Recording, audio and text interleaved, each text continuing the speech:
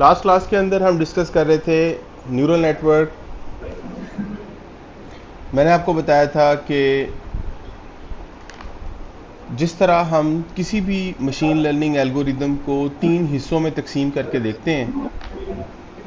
उसका पहला हिस्सा उसका हाइपोथेसिस क्या है, यानी वो प्रिडिक्टेड आंसर कैसे देगा। उसका दूसरा हिस्सा वो प्रिडिक्टेड आंसर रियल आंसर से कितना दूर है या कितना करीब है। और तीसरा हिस्सा ये है कि अगर प्रिडिक्टेड आंसर रियल आंसर से मुख्तलिफ है तो वो रियल आंसर कैसे बनाया जा सकता है। इस स्टेप को कहते हैं ऑप्टिमाइजेशन। तो पहला स्टेप उसका हाइपोथेसिस डिफाइन करना, दूसरा कॉस्ट फंक्शन और तीसरा ऑप्टिमाइजेशन। लास्ट क्लास के अंदर हमने देखा था कि न्यूरल नेटवर्क स्मॉलर नोड्स पे मुश्तमिल एक पूरा नेटवर्क है जिसके हर स्मॉल नोड के ऊपर कोई इनपुट रिसीव होती है। हर स्मॉल नोड के ऊपर कोई इनपुट रिसीव होती है। ये वो इनपुट्स हैं जो स्मॉल नोड के ऊपर रिसीव हो रही हैं। वो स्मॉल नोड कुछ कैलकुलेशन, कुछ कंप्यूटेशन परफॉर्म करता है। जैसे हमारे केस के अंदर ये नोड z कंप्यूट कर रहा था और z था input multiplied by their weights और उन सब का समेशन। तो इनपुट और वेट्स का डॉट प्रोडक्ट था z। और फिर z चूँकि लीनियर वे में कंप्यूट हो रहा था मगर real life data non linear characteristics रखता है और नॉन लीनियर आउटपुट ही एक्सपेक्ट करता है। इस वजह से ये लीनियर डेटा, ये लीनियर कंप्यूटेशन नॉन लीनियर में कन्वर्ट करने के लिए हम कोई एक्टिवेशन फंक्शन अप्लाई करते थे। जैसे मैंने आपसे कहा था ये activation function sigmoid activation function भी हो सकता है। ये एक्टिवेशन फंक्शन रेलू एक्टिवेशन फंक्शन हो सकता है। ये सॉफ्ट मैक्स एक्टिवेशन फंक्शन हो सकता है। तो ये वो कुछ नाम थे जो हमने लास्ट क्लास के अंदर लिए थे इन एक्टिवेशन फंक्शंस के। तो नॉन लीनियरिटी के लिए हम एक्टिवेशन फंक्शन अप्लाई करते हैं। ये वो कंप्यूटेशन है जो नोड के अंदर इम्प्लीमेंट की जाती है, परफॉर्म की जाती है।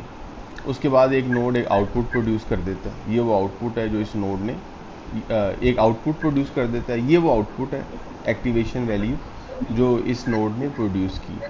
इसी तरह हर नोड एक linear non linear computation generate करता है और आउटपुट प्रोड्यूस कर देता है। तमाम नोड्स यही काम करते हैं।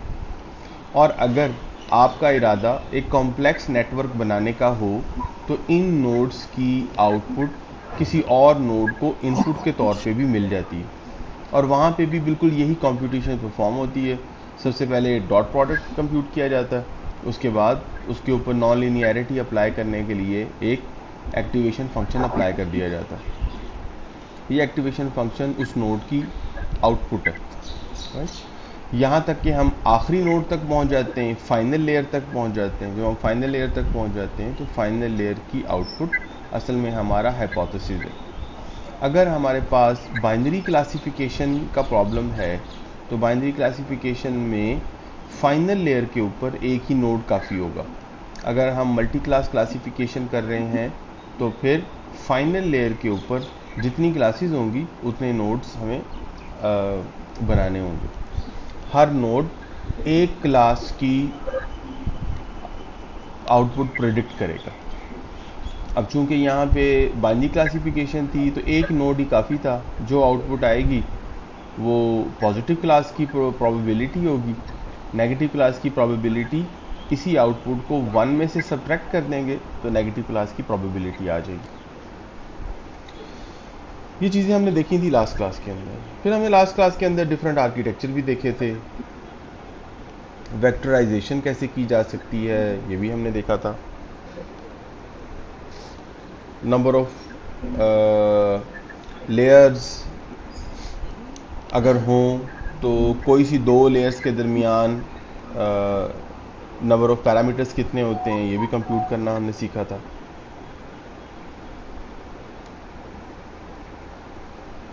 और यहाँ पे हम बात कर रहे थे मुख्तलिफ आर्किटेक्चर की और हम बात कर रहे थे कि न्यूरल नेटवर्क में ये ऑपरेशन जो किसी भी नोड पे किया जाता है, ये वही ऑपरेशन है जो हम लॉजिस्टिक रिग्रेशन में किया करते थे। वहाँ पे भी हम एक z कंप्यूट करते थे, उसके ऊपर सिग्मॉइड अप्लाई करते थे और एक a कंप्यूट करते थे।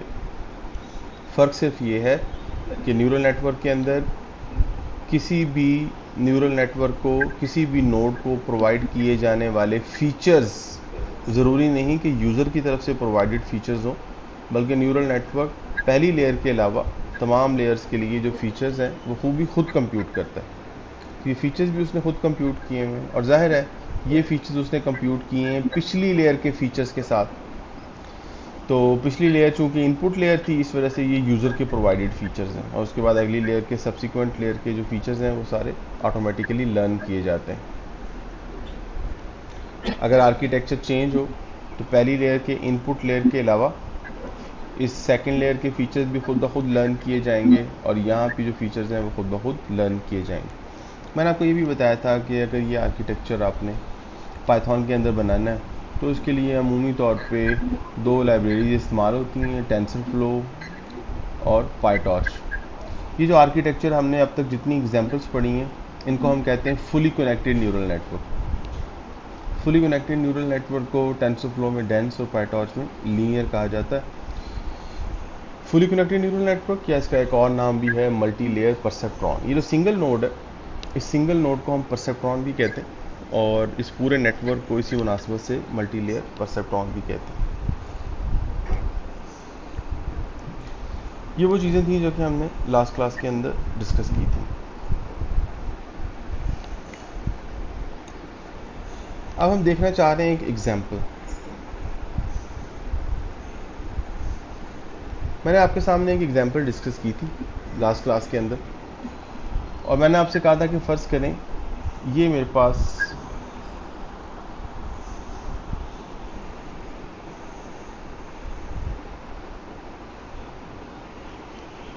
फ़र्ज़ करें ये है मेरे पास डेटा सेट दो क्लासेस का, एक के अंदर रेड क्रॉसेस लगे हुए हैं और एक डेटा है रेड क्रॉसेस का और दूसरा डेटा है ब्लू सर्कल्स का।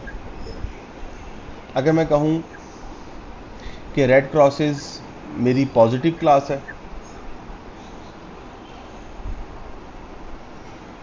ये मेरी पॉजिटिव क्लास है। पॉजिटिव क्लास का मतलब है कि इसका लेबल है y = 1 और ये मेरी नेगेटिव क्लास है और नेगेटिव क्लास का लेबल है y = 0। ये नेगेटिव क्लास है। तो इसके लिए क्लासिफायर हमने बनाना है। दो डायमेंशनल डेटा x1 और x2, इन दो डायमेंशंस को यूज़ करना है और क्लासिफायर बनाना है।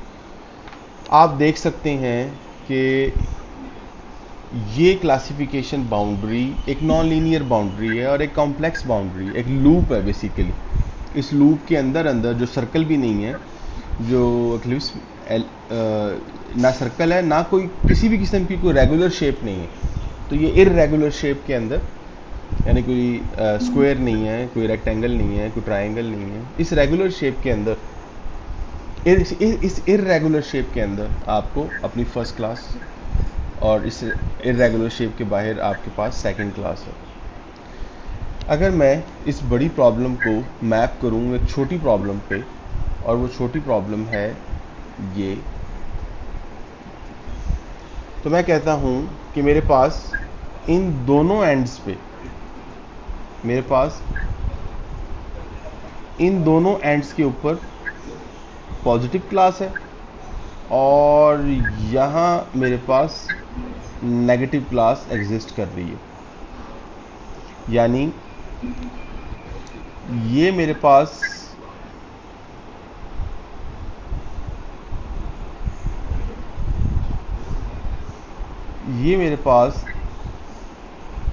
एक लूप बन जाएगा पॉजिटिव क्लास का और इस पॉजिटिव क्लास के बाहर मेरे पास नेगेटिव क्लास एग्जिस्ट कर रही है। जैसे कि यहाँ पे आपको नज़र आ रही हैं के दो इनपुट्स हैं,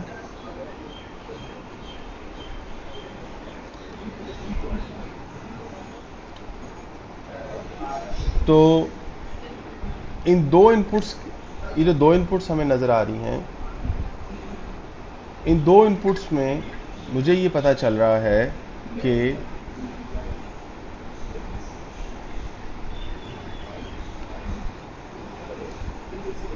x1, x2 और y,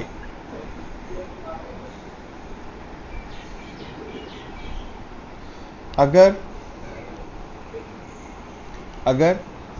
x1 और x2 जो y एक्सिस के ऊपर है, अगर इन दोनों की वैल्यू ज़ीरो हो, दोनों की वैल्यू ज़ीरो है यहाँ पे, अगर इन दोनों की वैल्यू ज़ीरो हो तो y 1 है, तो y की वैल्यू 1 है, y की वैल्यू 1 है।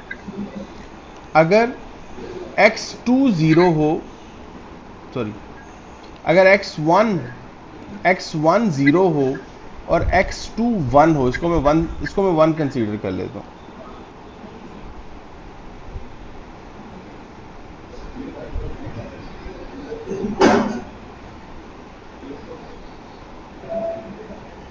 इसको मैं 1 कंसीडर कर लेता हूँ। तो अगर x1 ज़ीरो हो और x2 1 हो, x1 ज़ीरो हो और x2 1 हो, उस सूरत में मेरे पास आंसर आता है ज़ीरो, y ज़ीरो, और y ज़ीरो आ गया। इसी तरह अगर x1 1 हो और x2 ज़ीरो हो, क्योंकि x2 y डायमेंशन में x एक्सिस के ऊपर ज़ीरो होगा,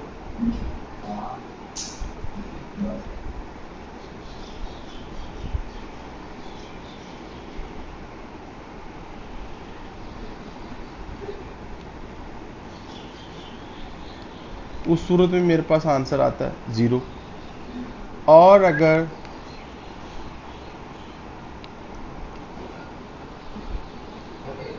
x1 भी 1 हो और x2 भी 1 हो, यानी ये वाला x बन रहा हो,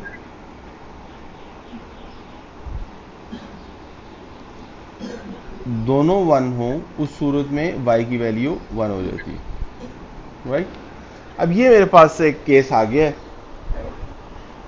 तो ये जो केस है, ये असल में एक्सक्लूसिव और से उल्टा केस है।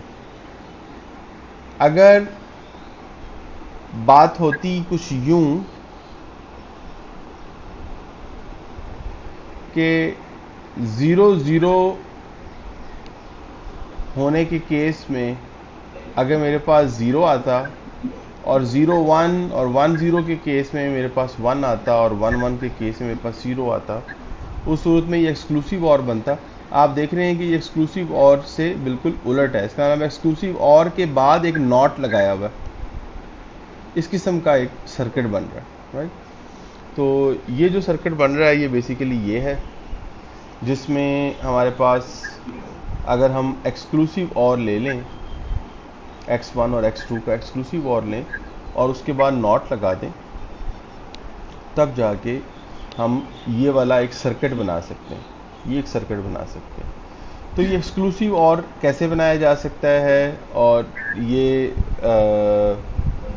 न्यूरल नेटवर्क के थ्रू अगर बनाना हो तो ये काम कैसे करना होगा, ये हम आगे जाके देखते हैं। एक्सक्लूसिव और बनाना तो ज़रा मुश्किल है। अगर मैं आपसे कहूँ कि क्या आप एंड गेट बना सकते हैं, एंड, आपको पता है कि एंड गेट क्या होता है? ये होता है जनाब, एंड गेट ये होता है। ये देखिए,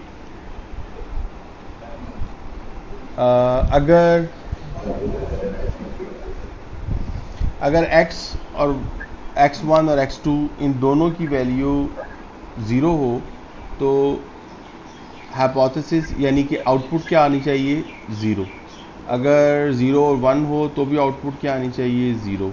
अगर 1-0 हो तो भी आउटपुट क्या आनी चाहिए? 0। और अगर 1-1 हो तो आउटपुट क्या आनी चाहिए? 1। ये एंड गेट है। इररिस्पेक्टिव ऑफ इट के हम न्यूरल नेटवर्क से कैसे बनाएंगे, ये एंड गेट आपने अपने डीएलडी के कोर्स में या लॉजिक डिज़ाइन के कोर्स के अंदर ये डिस्कस किया था, राइट। अब हमारे पास तो न्यूरल नेटवर्क में हमारे पास क्या होगा भाई, न्यूरल नेटवर्क जब हम बनाते हैं तो हमारे पास तो ये हाइपोथेसिस होता है,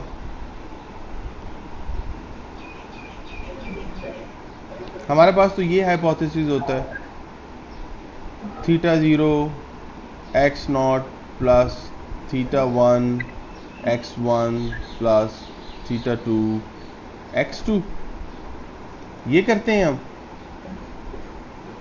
और ये करने के बाद इसके ऊपर कोई सिग्मॉइड या रेडू वगैरह लगा देते हैं। सिग्मॉइड का हमें क्योंकि पता है इसलिए हम इसके ऊपर सिग्मॉइड लगा देते हैं, बाद में हम कहते हैं इसके ऊपर हम सिग्मॉइड लगा देते हैं।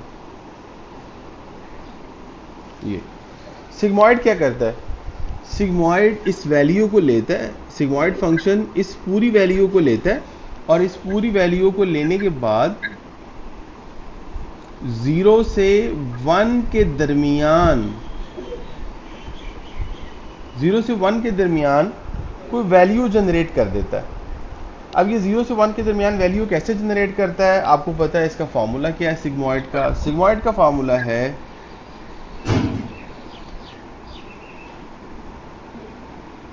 यानी अगर मैं कहूं कि ये पूरी वैल्यू z है, ये बटा नहीं है, इसका ओवर नहीं है, पूरी वैल्यू अगर z है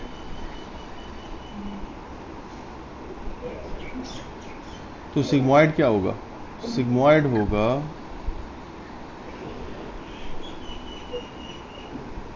1/1 प्लस e⁻⁻z, ये सिग्मॉइड होगा। और अगर हम इसमें कुछ वैल्यूज़ पुट करें तो हम ऑलरेडी देख चुके हैं कि सिग्मॉइड वैल्यू कैसे देता है। फर्स्ट करेंगे ऊपर जो ग्राफ हमें नज़र आ रहा है, इसको मैं कहता हूँ कि इस जगह के ऊपर आ जाता है 0.5 और नीचे आ जाती है z की वैल्यू, ये है 0। अगर z की वैल्यू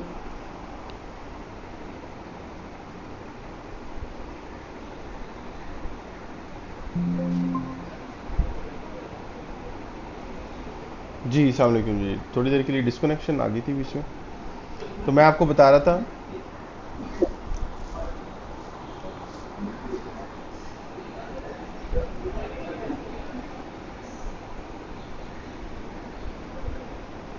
जी, तो मैं आपको बता रहा था कि सिग्मॉइड फंक्शन अप्लाई कैसे होता है। सिग्मॉइड फंक्शन अप्लाई होता है कि मैं इस फार्मूले को जब पुट करता हूँ, इस फार्मूले को जब मैं पुट करूँगा तो ये फार्मूला क्या रिज़ल्ट देगा, ये फार्मूला रिज़ल्ट देता है 0 से 1 के दरमियान कुछ ना कुछ। तो z की वैल्यू अगर यहाँ पे हम ड्रॉ करें तो 0.5 आ जाएगी, 0.5। और जैसे जैसे हम आगे बढ़ते जाएंगे, जैसे 1 2 3 4 5 या तो ये वैल्यू z की बढ़ती चली जाएगी।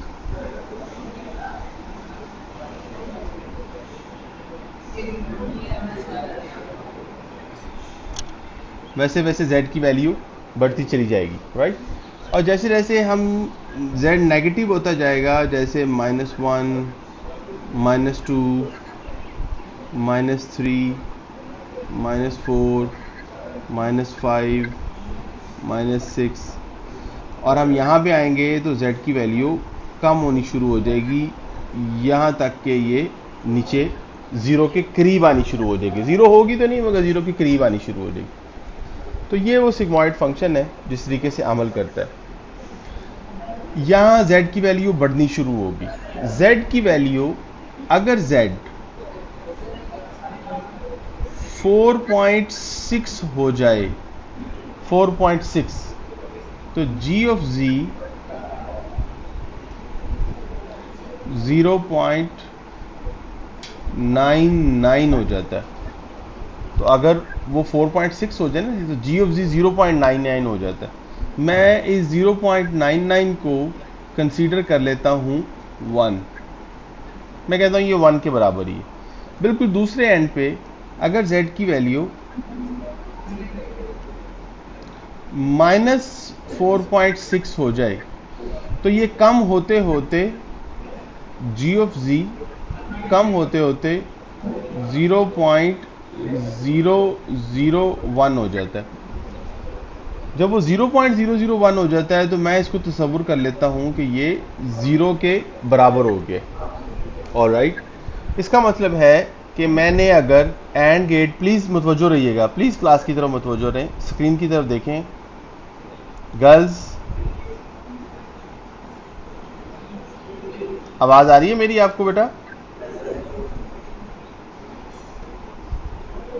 जी आमिर, आवाज़ आ रही है आपको? बेटा आपके पीछे जो दो बच्चियां बैठी हुई हैं उनसे कहें स्क्रीन की तरफ देखें, आपस में एक दूसरे की तरफ ना देखें। बेटा स्क्रीन की तरफ देखें, शाबाश। ओके जी, मैं आपको बता रहा हूँ कि मैं एक जिस तरह लॉजिक डिज़ाइन में आपने गेट्स बनाए थे, मैं यही गेट्स न्यूरल नेटवर्क के थ्रू बनाना चाह रहा हूँ। अगर न्यूरल नेटवर्क के थ्रू हम ये गेट्स डिज़ाइन करें तो आपको पता है कि लॉजिक गेट्स के अंदर तो वैल्यू 0 और 1 होती है, मगर हमारे केस में तो वैल्यू रियल नंबर के तौर पे आ रही होती है। तो मैं इस रियल नंबर की आउटपुट को, यानी जो रियल नंबर पे जो आउटपुट है, इसको मैं 0 1 में कैसे कंसीडर करूँगा? मैं इस रियल वैल्यू को 0 1 में ऐसे कंसीडर करूँगा कि मैं देखूँगा कि अगर तो z की वैल्यू 4.6 अचीव हो जाएगी तो मैं g ऑफ z 0.99 कंप्यूट करूँगा और मैं उसे इक्वेट कर दूँगा 1 के, राइट।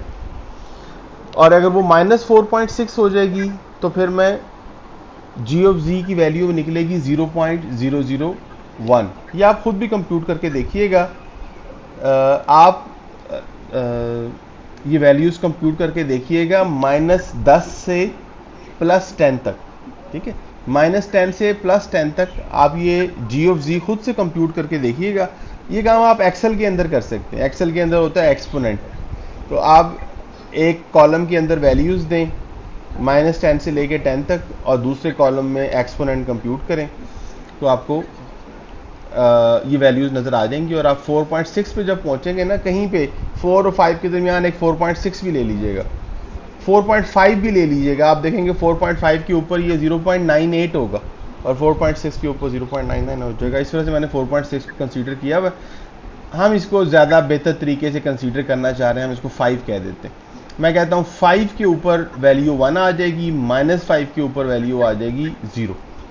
मैं ये कंसीडर कर लेता हूँ। ये सारी बातें मैं क्यों कर रहा हूँ?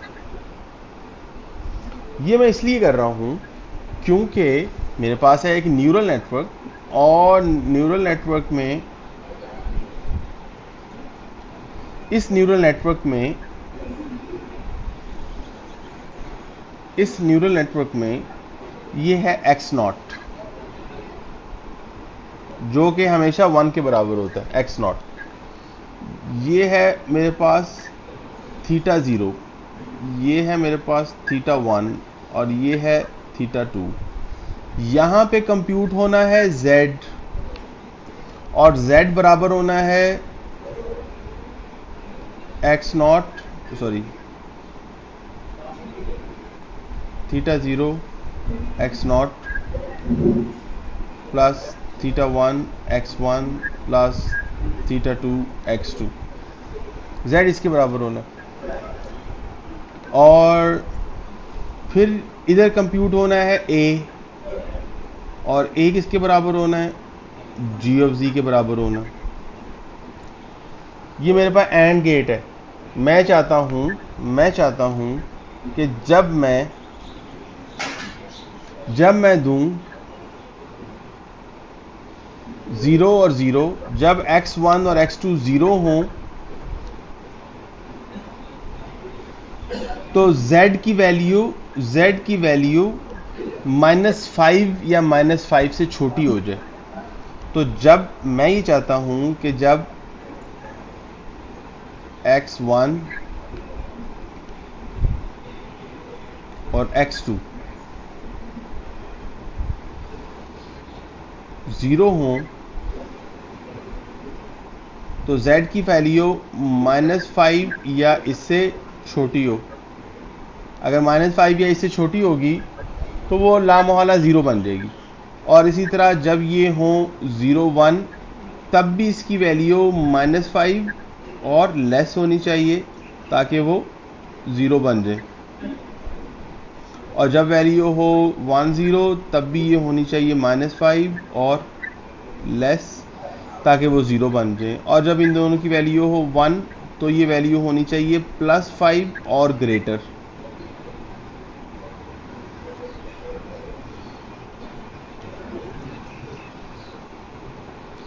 क्योंकि जब मैं इसके ऊपर अप्लाई करूँगा g of z g of -5 तो वो बराबर हो जाएगा 0 के, वो बराबर हो जाएगा 0 के। और जब मैं इस पर अप्लाई करूँगा g ऑफ +5 या ग्रेटर वो बराबर हो जाएगा 0.99 यानी 1 के। तो मैं ये करना चाह रहा हूँ, मुझे z की वैल्यू -5 चाहिए। ये वैल्यू कैसे आ सकती है भाई? ये तो 0 1 है, x और y तो 0 1 है, इनको तो हम चेंज नहीं कर सकते, ये तो 0 1 ही रहेंगे। अब इनके साथ मल्टीप्लाई होते हैं वेट्स। मुझे वेट्स की वैल्यूज एडजस्ट करनी है। अगर मैं थीटा 1 की वैल्यू रख लूँ 10 और थीटा 2 की वैल्यू भी रख लूँ 10 और थीटा नॉट की वैल्यू रख लूँ -15, तो आप देखिए इस केस में क्या होगा। फर्स्ट केस में हम देख लेते हैं, इस फर्स्ट केस में हम देखते हैं, इस फर्स्ट केस में क्या होगा। अगर x और y दोनों 0 हों तो z क्या बनेगा? तो z बनेगा 0, सॉरी z बनेगा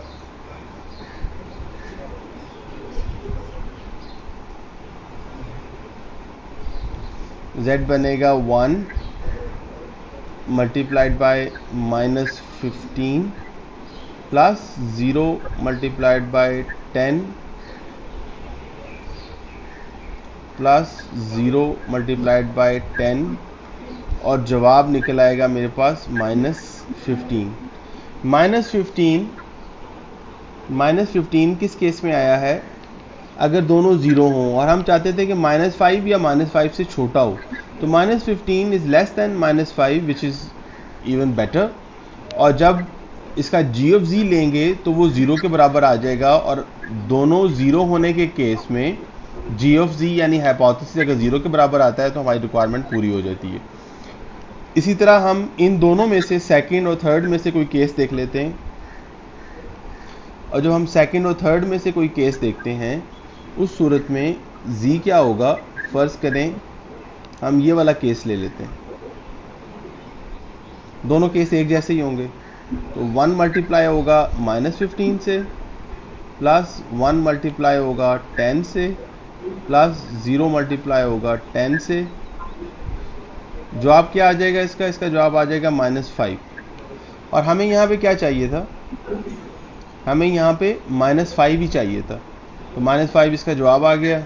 इसका मतलब ये है कि जब इसके ऊपर g ऑफ z अप्लाई होगा तो g ऑफ z तो -4.6 के ऊपर ही 0 हो जाता है, तो -5 के ऊपर तो और अच्छा वाला 0 हो जाएगा, तो वो 0 हो जाएगा। इसका मतलब है इस 1 0 के केस में भी हमें 0 अचीव हो जाएगा और इस 0 1 के केस में भी हमें 0 अचीव हो जाएगा। हम 1 1 का केस देख लेते हैं।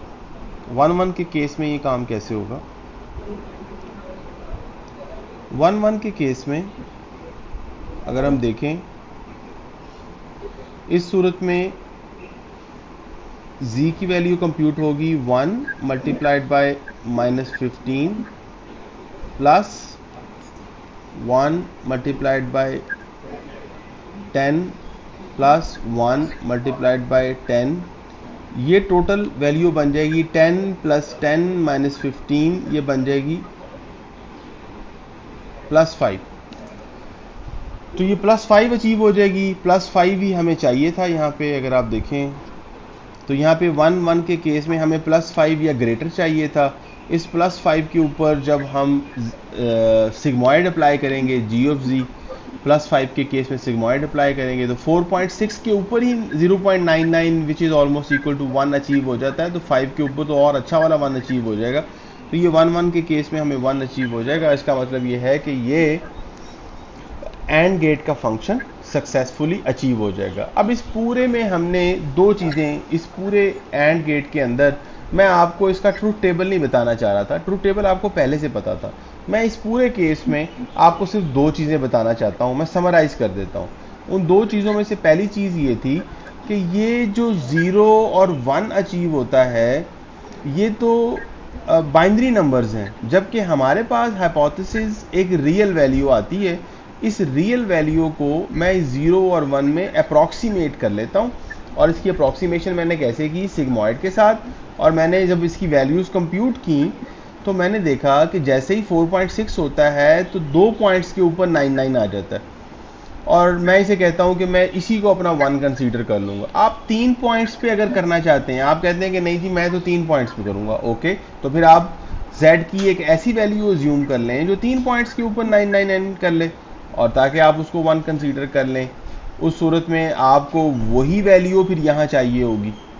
इसी तरह जो 0 था वो 0 भी चूंकि मेरे पास तो रियल नंबर आएगा, मैं इसकी अप्रॉक्सीमेशन कर लेता हूँ और मैं देखता हूँ कि अगर 2 पॉइंट्स तक 0 आ जाए तो मैं उसे 0 कंसीडर कर लूँगा। आप चाह रहे हैं बिलफर्ज, आप चाहते हैं कि 3 पॉइंट्स तक आए, तो भाई फिर 3 पॉइंट्स तक आप 0 कर लीजिए। उसके लिए ये 4.6 नहीं होगा बल्कि एक बहुत स्मॉलर नंबर होगा, शायद ये 40.6 आ जाए। तो आप इसको अपनी डिज़ायर के मुताबिक कोई अप्रॉक्सीमेशन दे सकते हैं। मैंने इसको 2 डिजिट तक की अप्रॉक्सीमेशन दी है।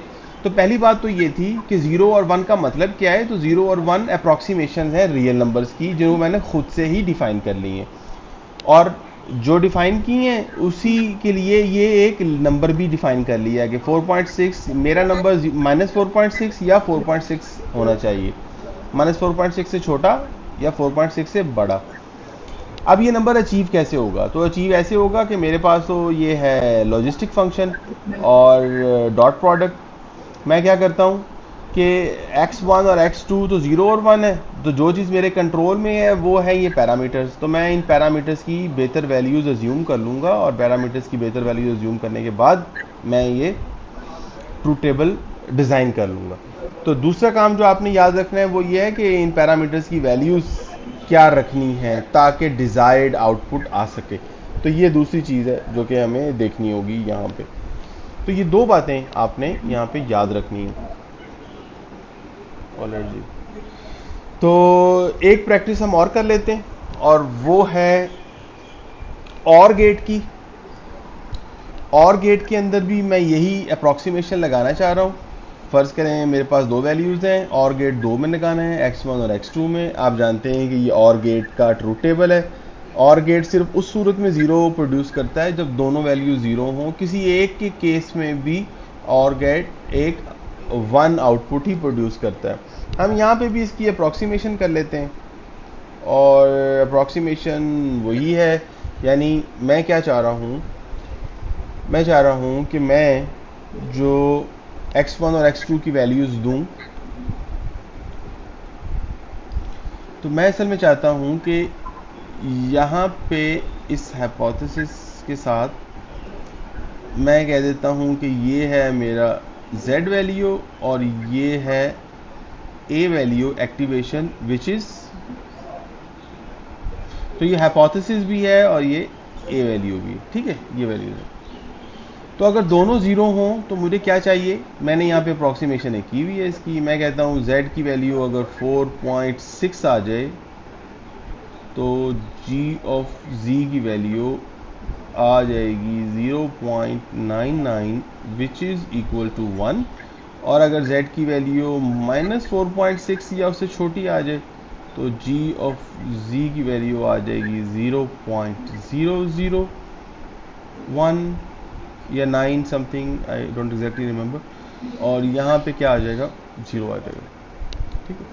तो मुझे यहाँ पे वैल्यू चाहिए -4.6 या लेस, और यहाँ पे मुझे चाहिए +4.6। आई शुड नॉट राइट 4.6, मैं इसको एक होल नंबर ही कह देता हूँ। मैं कहता हूं मुझे यहाँ पे चाहिए -5 और लेस,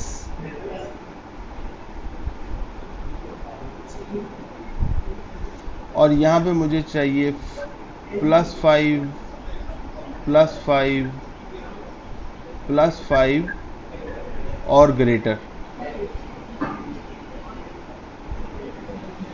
तो अगर ये आ जाएगी,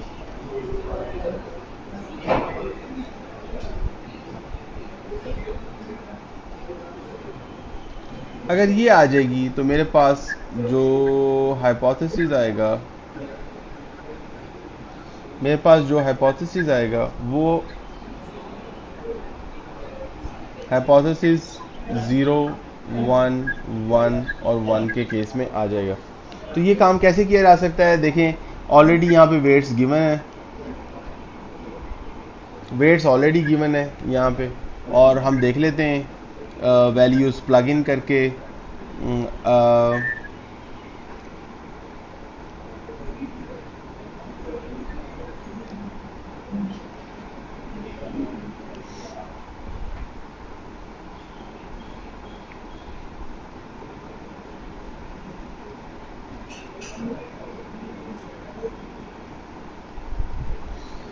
तो हम प्लग इन करके हम देख लेते हैं इसको, और बिलफर्ज मैं लेता हूँ 0 0 वैल्यूज़ ले लेता हूँ मैं।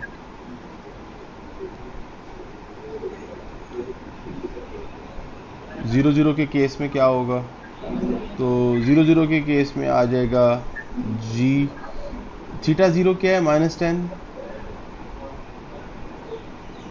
इंटू 1, क्योंकि ऑलवेज 1, और ये क्या हो जाएगा? 0 multiplied by 20,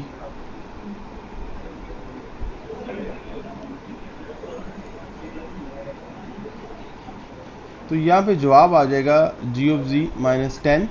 so -10 is less than 5। तो मुझे कम से कम 5 चाहिए था, उससे छोटा जितना मर्जी आ जाए। तो जो मुझे -10 मिल जाएगा तो I will achieve 0, so this is okay. और इसी तरह अगर मैं इसका एक लास्ट केस ले लूँ, 1 1 वाला केस भी डिस्कस कर लूँ, तो 1 1 वाले केस में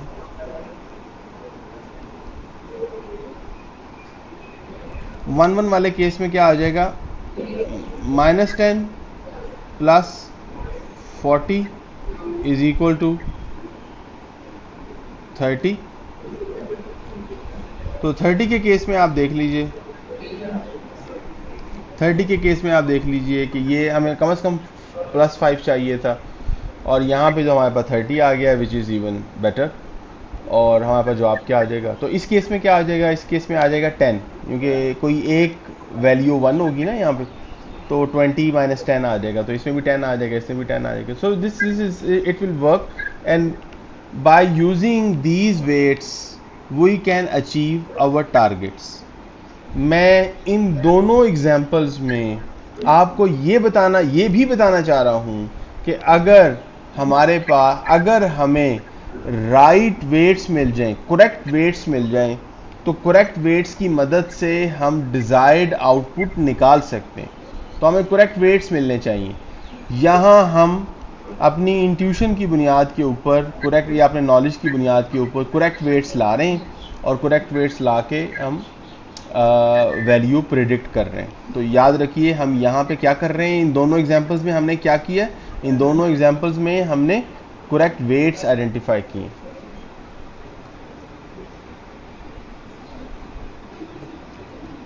ऑलराइट जी,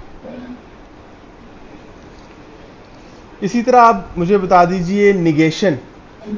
तो हमने देख लिया कि एंडिंग कैसे की जाती है, हमने देख लिया कि ऑरिंग कैसे की जाती है, निगेशन कैसे की जाएगी? ये काम कैसे करेंगे हम? निगेशन का मतलब क्या होता है भाई? निगेशन का मतलब ये है कि अगर वैल्यू 0 है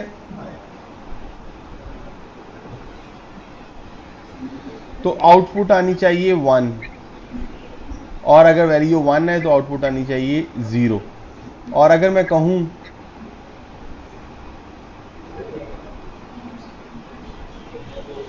कि यहाँ पे z क्या आना चाहिए, तो z आना चाहिए -5 और लेस, और 1 के केस में आना चाहिए +5 और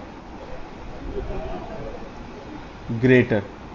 तो मैं यहाँ पे क्या वेट्स लगाऊं, ये देखें, ये है मेरी इनपुट x1। ये x1 0 भी हो सकती है और x1 1 भी हो सकता है। तो यहाँ पे मैं ये कैसे अचीव कर लूँ,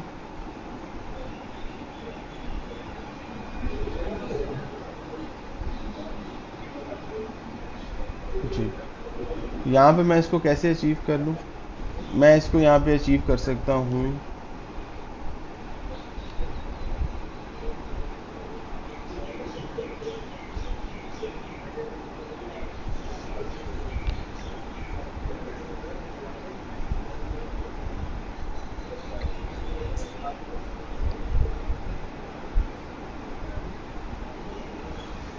ऑलराइट जी।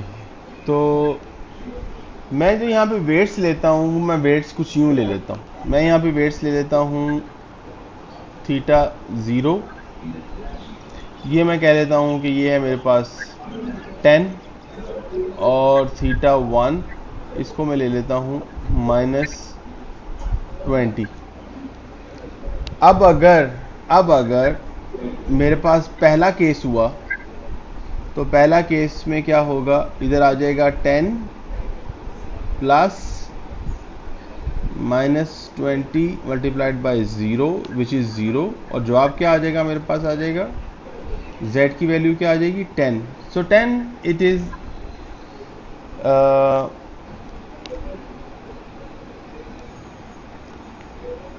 सॉरी, मैंने यहीं पे गलत लिखा, और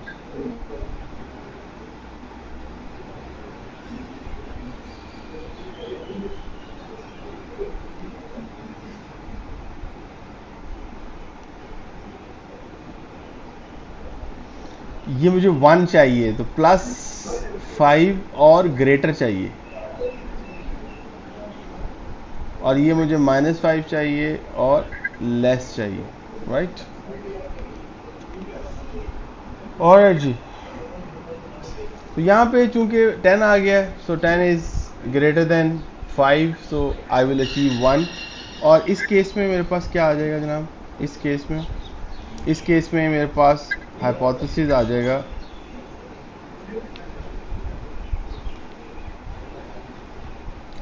हाइपोथेसिस आ जाएगा मेरे पास 10 -20 -10, और -10 is less than 5, so it mean I will achieve the right answer. तो ये निगेशन के साथ इस तरीके से मैं ये काम कर लूँगा। ऑलराइट जी, ओके जी। अब ये जो मैंने गेट्स बना लिए हैं, इन गेट्स की मदद से मैं अपना वो एक्स नॉर वाला प्रॉब्लम सॉल्व कर सकता हूँ। इस गेट की मदद से मैं वो प्रॉब्लम सॉल्व कर सकता हूँ, और मैं प्रॉब्लम कैसे सॉल्व करूँगा ये हम देखते हैं। Okay, alright okay. हाँ, एक चीज़ मैं आपसे और आपको बता दूं, और वो है कि मैं अगर मुझे एक और गेट बनाना है जो नॉट एक्स और नॉट x1 और नॉट x2 की एंडिंग करता है, तो वो गेट अगर मुझे बनाना है तो वो गेट कैसे बनेगा, वो गेट ऐसे बनेगा ना, अगर मैंने इनकी एंडिंग करनी है तो वो गेट ऐसे बनेगा ना कि पहले x1, इसके साथ मैं लगा लूँगा नॉट गेट, ये गेट जो मैंने यहाँ पे बनाया निगेशन का, और फिर आ जाएगा x2, इसके साथ भी पहले मैं लगा लूँगा नॉट गेट, बिल्कुल यही एल्गोरिदम जो मैंने ऊपर बनाया, और इन दोनों के साथ मैं लगा लूँगा एंड, और यहाँ पे मेरे पास आउटपुट आ जाएगी, यहाँ मेरे पास आउटपुट आ जाएगी। इस तरह की एंड को, ये जो एंड मैं यहाँ पे बना रहा हूँ, इस तरह के एंड को मैं कह देता हूं एंड प्राइम। अच्छा, एंड प्राइम का मतलब नैंड नहीं है, this is not NAND.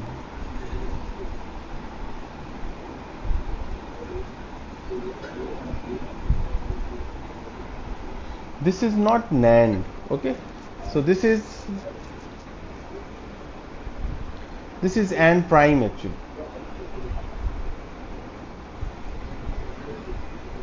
right? NAND और AND prime में क्या फ़र्क होगा? NAND और AND prime में अगर मैं आपसे कहूँ कि AND ये है x0 x1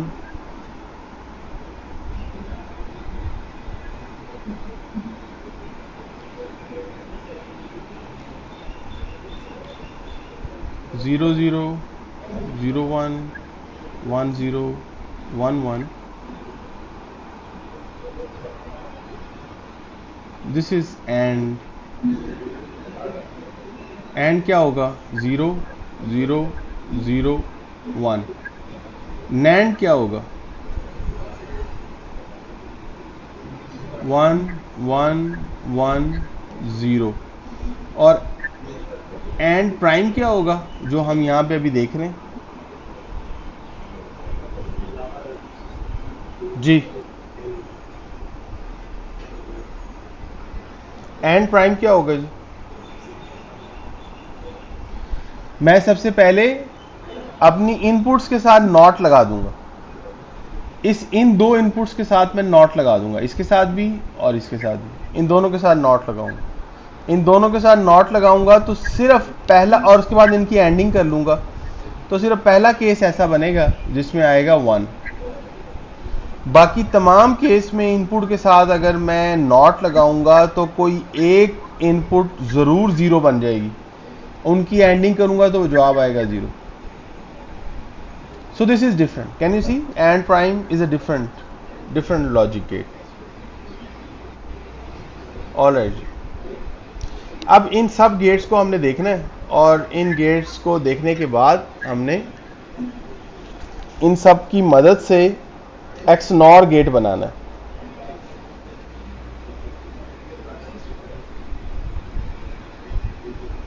ये वो सारे के सारे गेट्स हैं जो हमने, जिनके अभी न्यूरल नेटवर्क बनाने सीखे। पहला आपके सामने नज़र आ रहा है, ये एंड गेट है। ये इसके वेट्स हमने देखे थे, मैंने कुछ और वेट्स लगाए थे, -15 10 10, तो ये -30 20 20 भी वैसे ही रिज़ल्ट देगा। इसी तरह ये गेट मैंने भी बनाना आपको सिखाया नहीं है, ये एंड प्राइम है, मगर अगर आप ये वेट्स इस्तेमाल करें तो वो एंड प्राइम आप निकाल लेंगे। और ये और गेट था, और गेट भी आप इस तरीके से निकाल सकते हैं, राइट? इनके वेट्स हम ये वेट्स अज्यूम कर सकते हैं। अब इनकी मदद से मुझे अपना न्यूरल नेटवर्क बनाना है, इनकी मदद से मुझे अपना न्यूरल नेटवर्क बनाना है। तो इनकी मदद से ये न्यूरल नेटवर्क कैसे बनेगा ये मैं आपको बताता हूँ। तो मुझे चाहिए दो गेट्स, एक मुझे चाहिए and gate,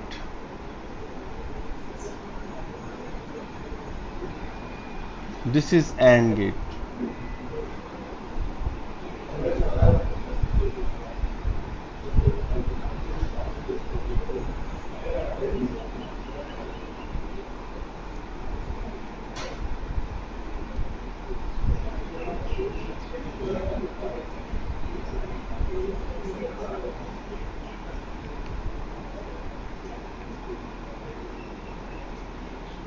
So this is AND, right?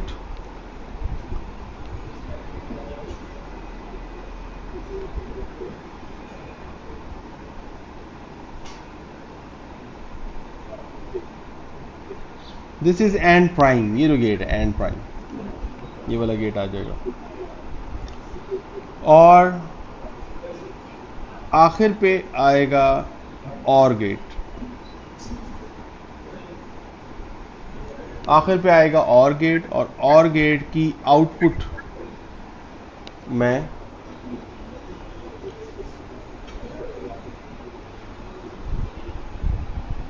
और गेट की आउटपुट मेरा प्रिडिक्टेड आंसर होगा, राइट। तो अब हम इन सबको, इस पूरे नेटवर्क को हम बना लेते हैं। तो ये नेटवर्क जब हम बनाते हैं तो तमाम इनपुट्स इसके साथ मिल जाएंगी, एंड गेट। और एंड गेट के वेट्स क्या हैं? एंड गेट के वेट्स हैं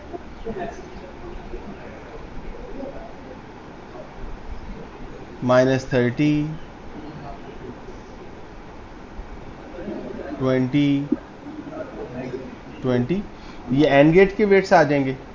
इसी तरह ही एंड प्राइम के वेट्स आ जाएंगे।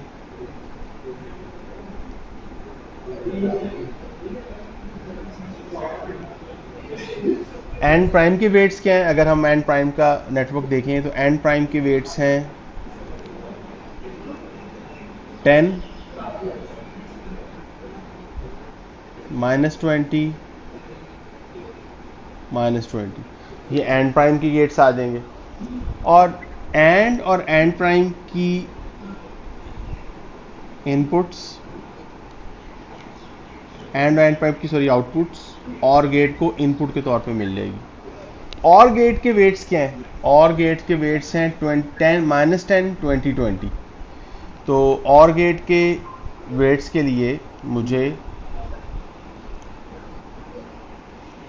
एक बायस भी चाहिए, यहाँ पे एक बायस भी आएगी।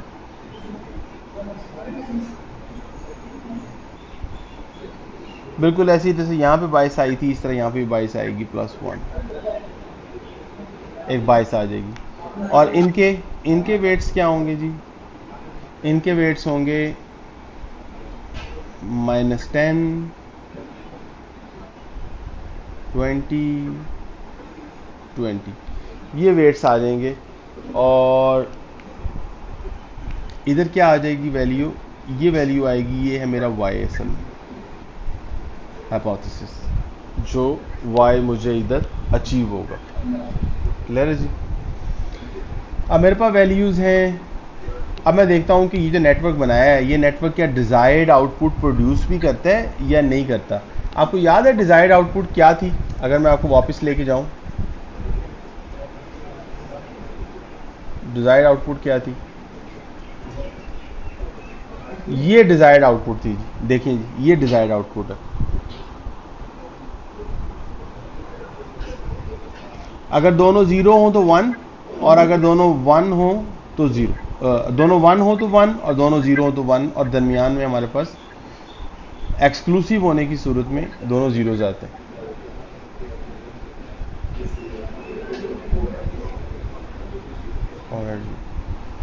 तो जो डिज़ायर्ड आउटपुट है मेरे पास, वो है असल में ये, दोनों इनपुट 0 हों, दोनों इनपुट 0 हों, 0 0, या दोनों 1 हों, उन दोनों सूरतों में मेरे पास जवाब आएगा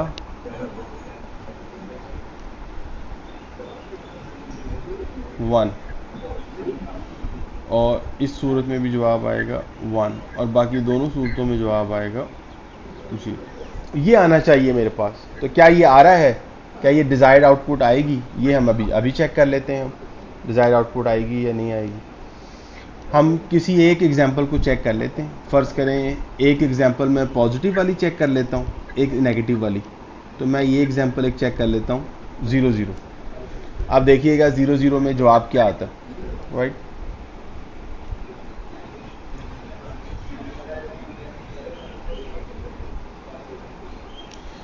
अगर मेरे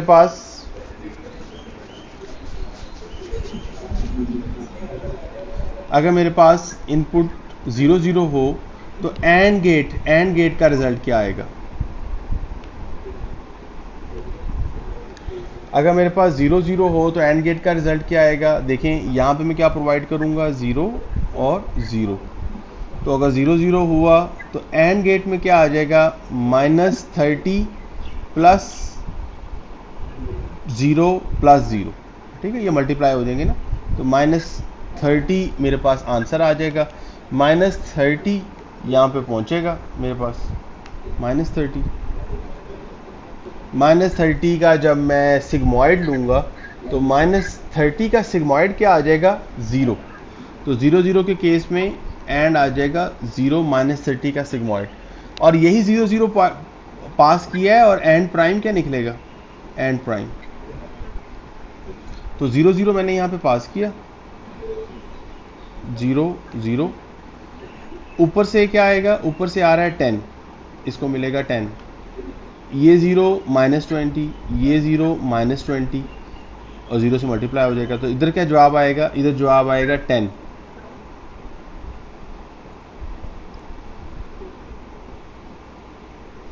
इधर जवाब आ जाएगा 10। तो 10 को जब मैं सिग्मॉइड लूँगा तो 10 का आंसर क्या आ जाएगा सिग्मॉइड लेने के बाद, 1। ओके, अब यहाँ सिग्मॉइड लेने के बाद इधर बन जाएगा 1, और सिग्मॉइड लेने के बाद इधर बन जाएगा 0। अब और को क्या मिलेगा, 0 और 1। ओके, और को अगर 0 और 1 मिलता है तो ये 0 तो 20 ऊपर वाला तो ख़त्म हो जाएगा, ये तो 20 ख़त्म हो जाएगा, 0 से मल्टीप्लाई होगा, ये 20 रह जाएगा। तो यहाँ पे पहुँचेगा 20, ऊपर से पहुँच रहा है -10, 20 - 10 इज़ 10। और का जवाब क्या निकलेगा, और का जवाब निकलेगा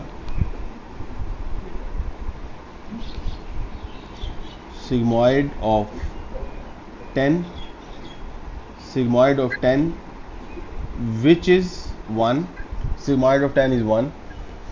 तो और का जवाब निकलेगा 1। तो हम यहाँ पे देख लेते हैं 0 0 के केस में हमारे पास रिजल्ट क्या रहे। 0 0 के केस में पहला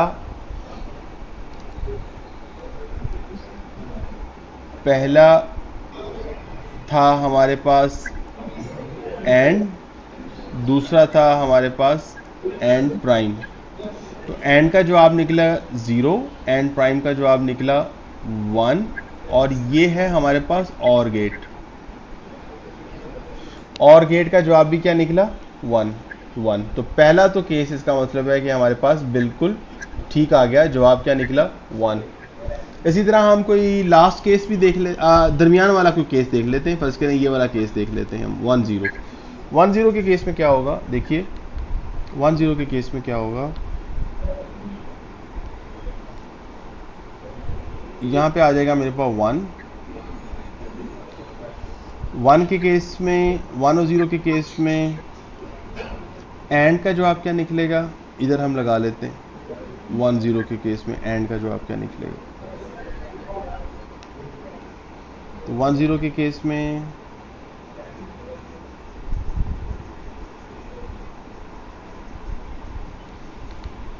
तो कि जी एंड के ऊपर क्या पहुंच रहा है, -30 और 20 और 20। तो ये 20 तो वैसे 0 हो जाएगा, वो पहुंचेगा। तो ऊपर से क्या निकलेगा, -30 और 20, -30 और 20 जवाब क्या आ जाएगा जी, -30 और 20 का जवाब आ जाएगा -10। -10 के ऊपर सिग्मॉइड अप्लाई करेंगे, जवाब अभी भी 0 ही रहेगा। तो ये जवाब अभी भी 0 ही रहेगा। और इसी तरह एंड प्राइम को देख लें। एंड प्राइम में ऊपर से पहुंचा है 10, ये 1 से मल्टीप्लाई होगा -20, और ये 0 से मल्टीप्लाई होगा 0। तो 10 -20 इधर भी पहुंचेगा -10, तो ऊपर भी -10 पहुंचा, नीचे भी -10 पहुंचा है। -10 का सिग्मॉइड 0, और इधर भी -10 का सिग्मॉइड 0, दोनों 0 पहुंचेंगे। तो और के ऊपर अब क्या पहुंचेगा, तो दोनों 0 हो जाएंगे जनाब, ये भी 0 हो जाएगा और ये भी 0 हो जाएगा। और के ऊपर क्या जाना चाहिए, और के ऊपर दोनों 0 पहुंचेंगे, तो ये 20 भी 0 हो जाएगा, ये 20 भी 0 हो जाएगा, और ऊपर से क्या पहुंचेगा, ऊपर से पहुंचेगा -10। -10 और के ऊपर जब पहुंचेगा, इसका सिग्मॉइड लेंगे तो -10 का सिग्मॉइड होगा 0। तो -10 का सिग्मॉइड 0 होगा। इसका मतलब ये है कि इधर क्या आना चाहिए, 0, और एक्सपेक्टेड भी क्या है, 0। इसका मतलब है कि आंसर बिल्कुल ठीक है, एग्जैक्ट आंसर आ गया। एक केस और चेक कर लेते हैं, 1 1 का भी केस चेक कर लेते हैं। दोनों सूरतों में 1, जो हम दोनों सूरतों में 1 करते हैं, दोनों सूरतों में जब हम 1 1 करेंगे तो दोनों सूरतों में 1 के केस में एंड के केस में इधर से 20 जाएगा, इधर से भी 20 जाएगा और इधर से जाएगा -30, तो 40 - 30 10 आंसर रह जाएगा। और 10 के ऊपर जब सिग्मॉइड अप्लाई करेंगे तो जवाब आना चाहिए 1, तो जवाब आना चाहिए 1, जवाब आना चाहिए 1। ऑलराइट, इसी तरह जब हम एंड प्राइम के ऊपर जाते हैं, एंड प्राइम के ऊपर से आ रहा है 10, इधर से आ रहा है -20, इधर से आ रहा है -20, तो 10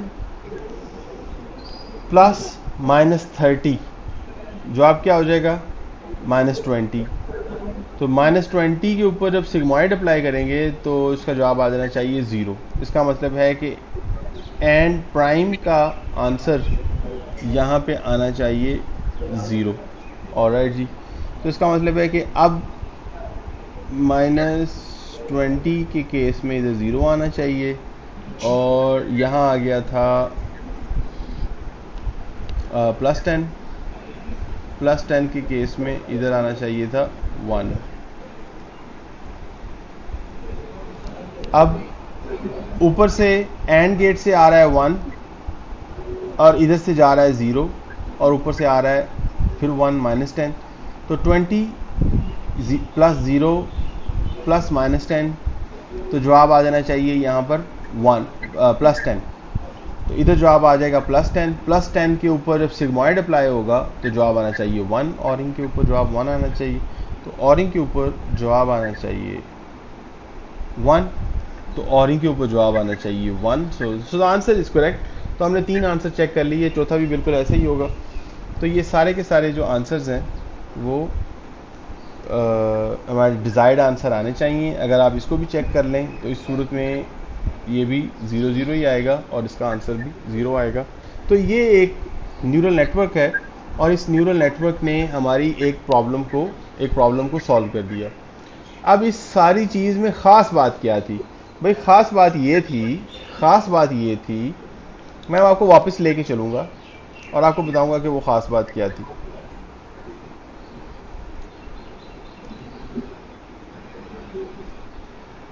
ख़ास बात क्या थी भाई? ख़ास बात ये थी, इसमें प्लीज़ मतवज्जो रहिएगा, स्क्रीन पे देखिएगा। ख़ास बात इसमें ये थी,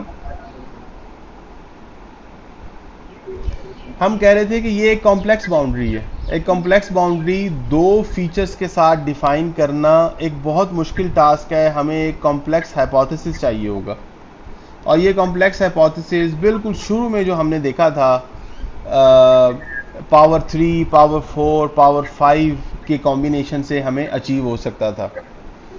हमने इस पूरी प्रॉब्लम को अप्रॉक्सीमेट किया एक सिंपलर प्रॉब्लम के साथ, सिंपलर प्रॉब्लम जिसके एक कोने के ऊपर 1 आ जाता है और बाहर इसको एक रेगुलर शेप में कन्वर्ट कर लिया और हम बाहर 0 आ जाता है। इस प्रॉब्लम को हम अप्रॉक्सीमेट कर रहे हैं अपनी कॉम्प्लेक्स प्रॉब्लम से। तो ये जो प्रॉब्लम था सिंपलर प्रॉब्लम, ये सिंपलर प्रॉब्लम हमने बहुत सिंपल 3 ऑपरेशंस के साथ हमने सॉल्व कर लिया। ये 3 लीनियर ऑपरेशंस थे और इनके ऊपर हमने non linear activation function apply कर दिया था। इसी ही की अप्रॉक्सीमेशन हम यहाँ पे ले लेंगे। यानी मैं कहना ये चाह रहा हूँ कि यहाँ पे हमारे पास 1 आता है, यहाँ पे हमारे पास आता है 1, तो 1 कहीं शायद इधर आ जाएगा हमारे पास। इस 1 के साथ साथ जितनी ऑप्शंस होंगी यहाँ पे कहीं 0.8, 0.7, 0.5, 0.6 आ रहा होगा। बिल्कुल इस तरह यहाँ पे आ रहा है हमारे पास 1, तो ये 1 तो शायद ये वाला होगा, मगर इसके इर्द गिर्द जितनी होंगी वहाँ पे कहीं आ रहा होगा 0.8, 0.9, 0.7, 0.6। तो हम क्या करते हैं, हम यही नहीं करते सिग्मॉइड के अंदर कि हम कहते हैं कि अगर 0.5 से बड़ा आ जाए तो उसे क्लास 1 कंसीडर कर लिया जाए, 0.5 से छोटा आ जाए तो उसे क्लास 0 कंसीडर कर लिया जाए। तो वही अप्रॉक्सीमेशन यहाँ पे भी अप्लाई हो जाएगी, प्रोबेबिलिटी यहाँ पे भी अप्लाई हो जाएगी। तो ये एक कॉम्प्लेक्स प्रॉब्लम जो अगर हम लॉजिस्टिक रिग्रेशन से या किसी और एल्गोरिदम से SVM वगैरह से सॉल्व करने की कोशिश करते तो हमें कॉम्प्लेक्स बाउंड्री चाहिए होती। यही काम हमने न्यूरल नेटवर्क से जब सॉल्व किया तो न्यूरल नेटवर्क से ये काम सिर्फ 3 लीनियर ऑपरेशंस और उनके नॉन लीनियर कॉम्बिनेशन से हमें मिल गया। वो 3 लीनियर ऑपरेशन जो मैं बार बार बता रहा हूँ वो कौन से? वो 3 लीनियर ऑपरेशन में से एक लीनियर ऑपरेशन एंड का था जिसके ऊपर आपने नॉन लीनियरिटी अप्लाई की, दूसरा लीनियर ऑपरेशन एंड प्राइम का था, उसके बाद फिर नॉन लीनियरिटी यानी सिग्मॉइड अप्लाई किया, और आखिरी लीनियर ऑपरेशन और गेट का था जिसके ऊपर आपने नॉन लीनियरिटी अप्लाई की। तो ये तीनों ऑपरेशंस जो हैं लीनियर ऑपरेशन के ऊपर नॉन लीनियरिटी अचीव करके आपने इसका आंसर दे दिया। अब आपका जो होमवर्क है वो होमवर्क ये है कि आपने देखना है कि क्या आप पाइथन के अंदर दो इनपुट लेने के बाद x1 और x2 दो इनपुट लेने के बाद क्या आप एक एंड गेट बना सकते हैं, और इसी तरह ही क्या आप एक एंड प्राइम गेट बना सकते हैं। तो एंड गेट और एंड प्राइम गेट क्या बनाना है, ये तो बहुत आसान है। देखें, एंड गेट बनाने के लिए आपको 3 इनपुट्स चाहिए, एक x0, x1 और x2 आपको मिलेंगी और एक x0 आपने साथ से लेना है, और आपको 3 और पैरामीटर्स चाहिए, एक θ0, एक θ1 और एक θ2। ये 3 पैरामीटर्स आपको चाहिए। ये 3 पैरामीटर्स चाहिए और 3 इनपुट्स चाहिए, आप एंड गेट बना सकते हैं। ये इनपुट क्या होंगी, ये इनपुट कोई सी बाइनरी वैल्यूज हो सकती हैं, मगर ये वेट्स क्या होंगे भाई, ये वेट्स आपने फिक्स करने। ये वेट्स -30, 20, 20 भी हो सकते हैं, ये वेट्स -15, 10, 10 भी हो सकते हैं, ये आपने फिक्स करने वेट। ठीक है, वेट्स फिक्स करके फिर आप ये काम कर सकते हैं। इसी तरह क्या आप एंड प्राइम गेट बना सकते हैं? जी हाँ, और एंड प्राइम गेट के लिए भी आपके पास 2 इनपुट्स उस फंक्शन के अंदर रिसीव होंगी आपको, x1 और x2, और 4 पैरामीटर्स इसके अंदर ही मौजूद होंगे, यानी एक x0 वो पैरामीटर भी हो सकता है, कोई हार्ड कोडेड वैल्यू भी हो सकती है। इसके अलावा θ0, θ1 और θ2, ये पैरामीटर्स जो हैं इनकी ये वेरिएबल्स ये उस फंक्शन के अंदर मौजूद होंगे, हर आने वाले इनपुट के साथ अप्लाई हो जाएंगे और एक आउटपुट प्रोड्यूस कर दी जाएगी। इसी तरह आपने एक और गेट बनाना है, और गेट भी 2 पैरामीटर्स रिसीव करेगा, x1 और x2 2 पैरामीटर रिसीव करेगा, और 4 वेरिएबल्स इसके अंदर होंगे, उनमें से आप बेशक एक हार्ड कोडेड कर लें 1, और θ0, θ1 और θ2 ये पैरामीटर्स ये जो फंक्शन वेरिएबल्स हैं ये उस फंक्शन के अंदर होंगे। ये 2 वैल्यूज रिसीव किया करेगा, इन वेट्स के साथ उसको मल्टीप्लाई करेगा, और वेट्स के साथ मल्टीप्लाई करने के बाद एक आउटपुट प्रोड्यूस कर लेगा। इसका मतलब है कि अगर मैं आपसे कहूँ कि मुझे XNOR फंक्शन का एक न्यूरल नेटवर्क बनाना है, तो XNOR फंक्शन का न्यूरल नेटवर्क कैसे बनेगा? इसका न्यूरल नेटवर्क ऐसे बनेगा कि आपको x1 और x2 2 इनपुट्स रिसीव करनी है, और उसके बाद आपने इनको एक सीरीज ऑफ फंक्शंस में पास करना है। इसका पहला फंक्शन कौन सा होगा? एंड। इसका दूसरा फंक्शन कौन सा होगा? And prime. और उसके बाद एंड और एंड प्राइम की आउटपुट्स को और के अंदर पास कर देना, और एक आउटपुट प्रोड्यूस कर देगा, और वो आउटपुट आपका XNOR फंक्शन की आउटपुट होगी। इसका मतलब है कि ये न्यूरल नेटवर्क आप डिज़ाइन कर सकते हैं।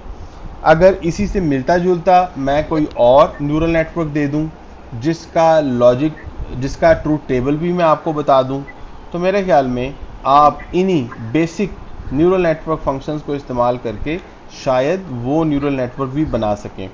ये जितनी चीज़ें हमने पढ़ी हैं, इस सब चीज़ों के अंदर इन सब चीज़ों के अंदर हमने सिर्फ हाइपोथेसिस कंप्यूट किया है। आपको मैंने बताया था कि ये हाइपोथेसिस किसी भी मशीन लर्निंग फंक्शन का एक हिस्सा है, 3 में से एक हिस्सा है। हमने सिर्फ हाइपोथेसिस प्रोड्यूस किया है। न्यूरल नेटवर्क के केस में हाइपोथेसिस प्रोड्यूस करने को कहते हैं फॉरवर्ड प्रोपेगेशन। आपने रिजल्ट प्रोड्यूस किया, this is called forward propagation. तो हमने इसको फॉरवर्ड प्रोपेगेशन इसकी अचीव कर ली है।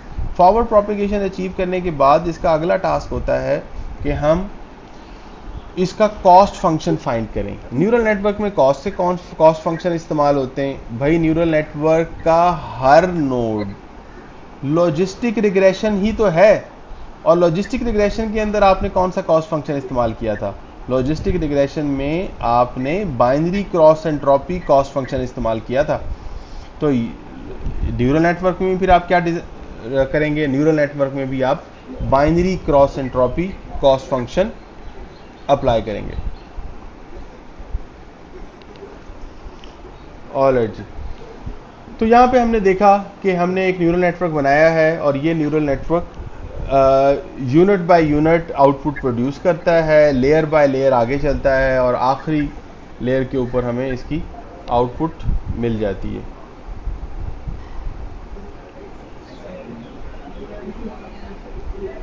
भाई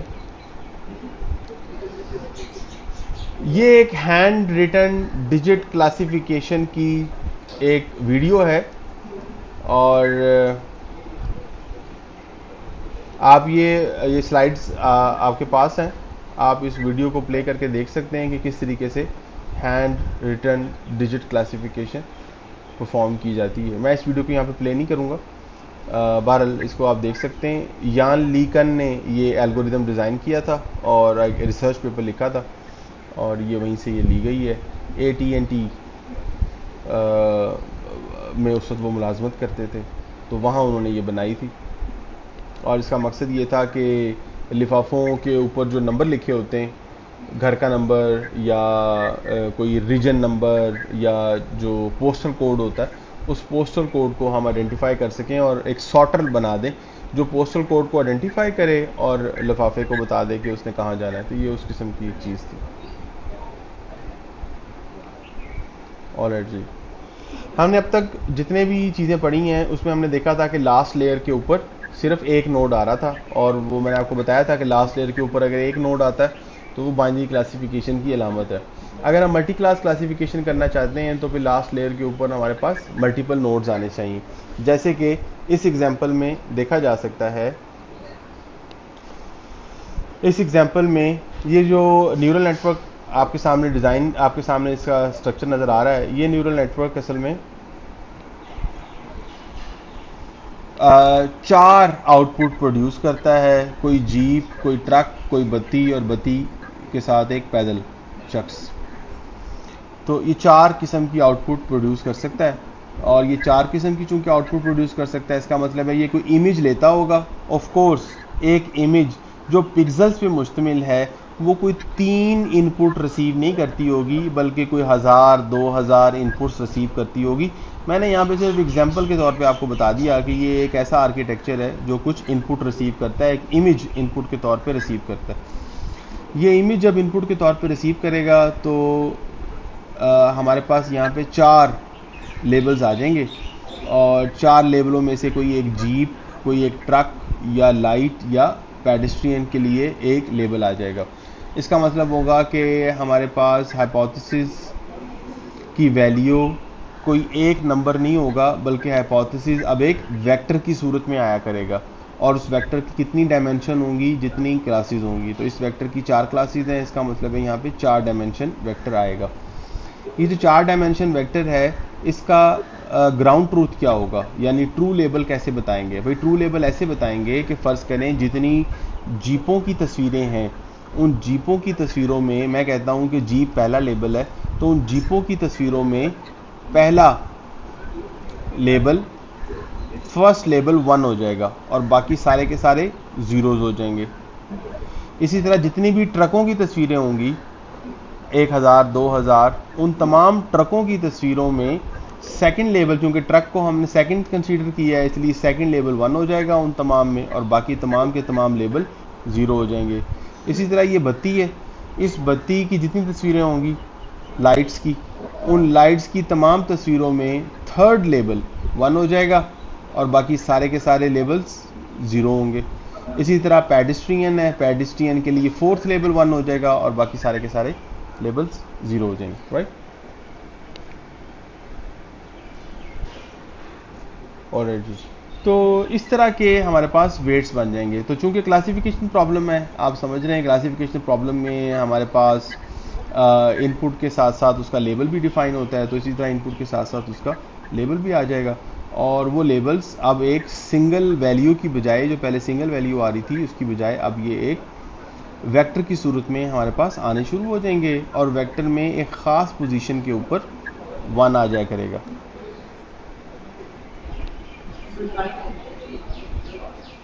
जी हाँ, बस 1 मिनट दे दीजिए मुझे। तो अब तक मैंने आपको बताया कि हमने जो चीज़ें डिस्कस की थी वो थी फॉरवर्ड प्रोपेगेशन। फॉरवर्ड प्रोपेगेशन जब आप कर लेते हैं यानी हाइपोथेसिस निकाल लेते हैं, ख्वाह वो बाइनरी क्लासिफिकेशन की सूरत में हो या मल्टी क्लास क्लासिफिकेशन की सूरत में हो, जब आप एक लेबल निकाल लेते हैं तो वो लेबल आप कंपेयर करते हैं एक्चुअल लेबल के साथ। अगर वो एक्चुअल लेबल के करीब हो तो कॉस्ट कंप्यूट करते हुए हमारी कॉस्ट कम आती है, अगर वो एक्चुअल लेबल से दूर होगा तो हमारी कॉस्ट ज़्यादा हो जाएगी। और जी, तो बाइनरी क्लासिफिकेशन में हमारे पास आउटपुट के ऊपर एक यूनिट आता है और मल्टी क्लास क्लासिफिकेशन में हमारे पास आउटपुट के ऊपर जितनी क्लासेस होती हैं उतने ही यूनिट आने शुरू हो जाते हैं, जैसे कि हमने जिक्र कर लिया। इसी तरह लॉजिस्टिक रिग्रेशन के अंदर ये कॉस्ट फंक्शन था। अगर हमारे पास बाइनरी क्लासिफिकेशन होगी तो बाइनरी क्लासिफिकेशन में भी हमारे पास यही कॉस्ट फंक्शन होगा जो मैं आपके सामने ऊपर दिखा रहा हूँ, राइट। इसी तरह का कॉस्ट फंक्शन होगा हर यूनिट के ऊपर, हर नोड के ऊपर। याद रखिएगा कि हर नोड के ऊपर यही कॉस्ट फंक्शन होगा। और अगर मेरे पास मल्टी क्लास क्लासिफिकेशन आ जाएगी तो फिर हर नोड के ऊपर और जो फाइनल आपके पास लेयर है उसके ऊपर भी, चूंकि 4 इस तरह के नोड्स आ रहे होंगे या 5 नोड्स आ रहे होंगे, तो उनके ऊपर भी यही कॉस्ट फंक्शन अप्लाई हो रहा होगा। इसका मतलब है मल्टीपल टाइम्स यही कॉस्ट फंक्शन अप्लाई हो रहा होगा। तो वो मल्टीपल टाइम्स ये कॉस्ट फंक्शन कैसे अप्लाई हो रहा होगा, वो कुछ यूं अप्लाई हो रहा होगा कि देखें यही कॉस्ट फंक्शन है, सिर्फ 2 चीज़ें इसके अंदर बढ़ गई हैं। एक, यहाँ पे हम देख रहे हैं कि ये तमाम लेबल के लिए कंप्यूट हो रहा है, लेबल 1 से लेके लेबल के तक तमाम लेबल्स के लिए कंप्यूट होगा। और दूसरी, आप जानते हैं कि हमारे पास ये रेगुलराइजेशन टर्म है। रेगुलराइजेशन टर्म्स पैरामीटर्स की वैल्यूज़ को ऐड करती है। हमारे पास जो पैरामीटर्स आ रहे हैं वो पैरामीटर्स सिर्फ जे पैरामीटर्स नहीं है या एन पैरामीटर्स नहीं है, बल्कि हमारे पास जो पैरामीटर्स आ रहे हैं वो हर 2 लेयर के दरमियान पैरामीटर्स हैं। तो ये जो पैरामीटर्स आ रहे हैं ये हर 2 लेयर्स के दरमियान पैरामीटर्स हैं। और टोटल लेयर्स कितनी हैं? टोटल लेयर्स हैं अगर एल हो तो ये हर 2 लेयर्स के दरमियान है, तो L-1 टाइम्स ये चलेंगे।